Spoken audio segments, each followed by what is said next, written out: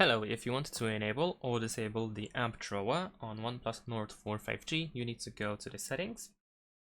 And then in the settings, you want to go to home screen and lock screen over here. Then go to home screen mode. And if you want to use the app drawer, you should have the drawer mode selected. If you switch it to standard mode, then the app drawer will be disabled.